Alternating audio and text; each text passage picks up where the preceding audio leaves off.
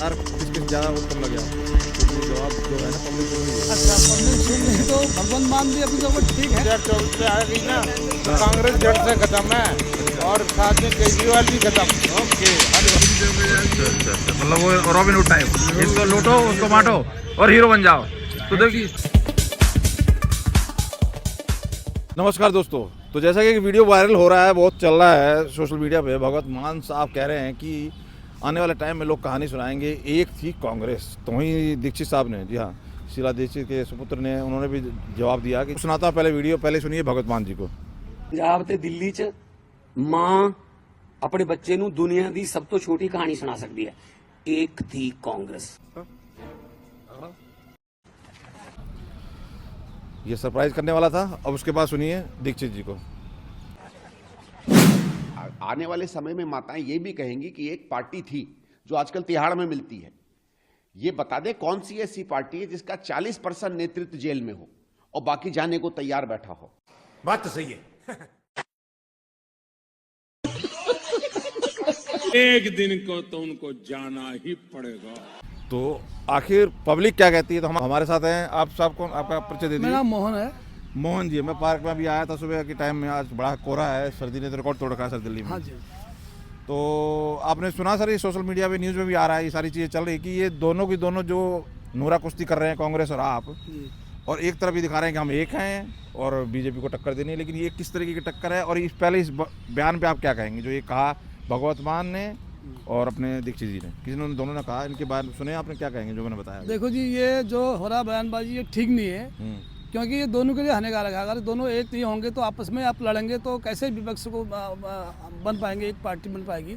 तो अपने विरोधी पार्टी को कैसे हरा पाएंगे? नहीं, पर तो मेरे कहने का मानना है कि ये है कि दोनों को एक होकर रहना चाहिए। पर विचार किस किस ज़्यादा उत्तम लगे आपको? क्योंकि ये जवाब जो है ना पब्लिक सुन रही है। अच्छा, पब्लिक सुन रही तो भगवंत मान भी अपनी जगह ठीक है कि कांग्रेस का अब हर जगह सुपड़ा साफ हो रहा है। तो आगे मोदी जी आगे बढ़े, हर क्षेत्र में हर पार्टी उसमें स्टेट में बढ़े आगे। तो ये तो माने हुए तुम्हारे भगवान तो कॉमेडियन है, वैसे ये बोलने की बात कला तो बहुत जानते हैं। जी जी। लेकिन उधर दीक्षित साहब का जवाब भी टक्कर का ही है, इनको सुना ना आपने? जी जी। मैंने सुना हाँ, उनका कहना भी ठीक है। तो हाँ, एक दूसरे पर आरोप प्रत्यारोप हो रहे हैं। हाँ। बट ये तो जो पब्लिक भी क्या है, करे? पब्लिक क्या करे? पब्लिक कंफ्यूज हो जाएगी ऐसे। हैं? अगर दोनों ही आपस में ऐसे कंफ्यूजन रहेंगे तो फिर पब्लिक क्या करेगी? पब्लिक भी कंफ्यूज होगी। अभी तो इसलिए इनको जो भी है बयान सोच समझ देना चाहिए दोनों आज पार्टी 3 तारीख है, कह रहे हैं आज समन, आज मतलब इनको जाना है आज केजरीवाल साहब को, क्या जी। लगता है जाएंगे आज वो?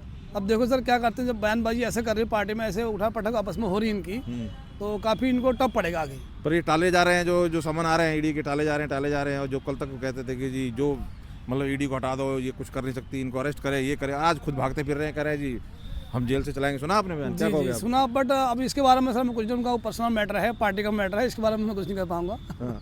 जी। तो क्या लगता है, इनको जाना चाहिए समन जो मिला है ईडी के पास, या ऐसे ही भागते रहना चाहिए? देखो सर, ये तो अभी एनालाइज कर रहे हैं क्या करना है इसमें देख रहे हैं कि अपना उनने वकील वगैरह रखे हैं, उन पर अब डिस्कस करके जो भी करेंगे इनका अपना निर्णय होगा, इसमें मैं कुछ नहीं कर सकता हूँ। कुछ नहीं कह सकते आप? हाँ जी, हाँ जी। अच्छा, चलिए जी, देखते हैं। बहुत बहुत धन्यवाद। तो और भी लोगों से जानने की कोशिश।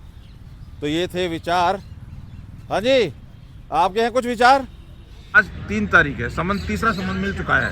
तो आज केजरीवाल साहब जाएंगे, पेश होंगे कि नहीं होंगे, क्या होगी, तो होंगे, इनसे राय लेते हैं। पेश तो होना चाहिए इनको। हाँ। अपनी सफाई देनी चाहिए। हाँ। अगर वो नहीं देते हाँ। तो वो कल्प्रिट है। हाँ। और अगर वो कल्प्रिट हैं तो उनका पूरा प्रॉपर इंडियन विधान के हिसाब से उन पे कार्रवाई होनी चाहिए। पर ये कहते थे कि भैया बंद कर दो ईडी, बंद कर दो सारी संस्थाएं, जब किसी को कुछ नहीं कर सकते, जांच नहीं कर सकते। आज भाग रहे हैं, क्या मतलब क्या है, क्या कहना चाहते हैं? ये जो भाग रहे हैं तो ये अपनी बात से पीछे हट रहे हैं। हाँ। जो आदमी अपनी बात पे नहीं अड़े, हाँ। वो फायदा क्या है उसका? वो कह रहे हैं जी हमने स्कूल अस्पताल बना दिए, पहले सारे लोग पढ़ते नहीं थे। बताइए, इनकी टाइम में स्कूल अस्पताल बने थे, ये कहाँ से पढ़ के आए हैं? नहीं, ये केजरीवाल साहब कहाँ से पढ़ के आए हैं? क्या पैसे वाले हैं ये? छोड़ो ना, आप ये बताओ मेरे को कि अगर वो स्कूल वगैरह जो इन्होंने बनाए हैं, ये किस लिए बनाए? तो ये इन्होंने बनाए जनता के लिए काम कर रहे थे तो करना चाहिए था। इन्होंने, वो तो उनका मॉरल रिस्पॉन्सिबिलिटी है।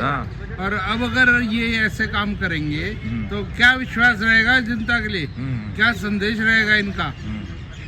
अगर ये ऐसे तो कह रहे हैं हमने तो फ्री दे दिया, पब्लिक हमारे साथ है, क्या है, बिजली पानी फ्री दे दी। ऐसे फ्री में देने, गरीब जनता को दे देते हैं, और जो इंडस्ट्रियलिस्ट वगैरह है उन सब की तो तो बैंड बजा रखी है? तो उनकी बैंड पे पूरी तरह बजा दी है। अच्छा, मतलब वो रॉबिन हुड टाइप, जिसको लूटो उसको बांटो और हीरो बन जाओ। तो देखिए और उनकी इंडस्ट्रियलिस्टों की रेट बढ़ा दी है। हाँ, कहीं ना कहीं तो है ही भाई, यूनिट लिमिट है। फ्री कर रहे हैं तो पानी बत्ती वहाँ पे बढ़ा रहे हैं भाड़ा, उन गरीब लोग औरतों का फ्री कर रहे हैं और बस रोकते नहीं है डीटीसी वाले। नहीं वो भी है, वो तो देखो वही बात है ना। अब ये बताओ, एक राम, अब 2024 आप सभी को बधाई दोस्तों एक बार फिर। 2024 विशेष है, आपको क्या कहना है इस बात पे, विशेष क्यों है आपके साथ? 500 साल बाद राम मंदिर बन रहा है, ये तो अत्यंत ही सारे विश्व में देखने वाली बात है। सनातन धर्म का प्रचार हो रहा है और इससे हमारी जो देश की अखंडता बढ़ रही है। लेकिन क्या है कि ये सारे चीज जो कर रहे हैं, ये तो लोग जो कर रहे हैं ठीक है, अच्छी बात है, जो होना पहले ही हो जाना चाहिए था। लेकिन क्या है कि अब जो ये उल्टे सीधे कर्म कर रहे हैं ये लोग, तो वो गलत है। आप पार्टी कह रहे हो? हाँ, आम आदमी पार्टी। अच्छा, पर ये तो ये बताओ, उनकी नानी कहते थे कि वहाँ मंदिर नहीं बनना चाहिए, वहाँ पे ये है, और आज कह रहे हैं कि हम जैसा कोई भक्त नहीं है। ये क्या कहानी है? और वे कहते हैं बीजेपी सर्टिफिकेट ना बांटे। ये तो कहते ना, ये धरती धरती रामकृष्ण की है कि किसकी है? ये रामकृष्ण की, ये धरती रामकृष्ण की है किसकी है?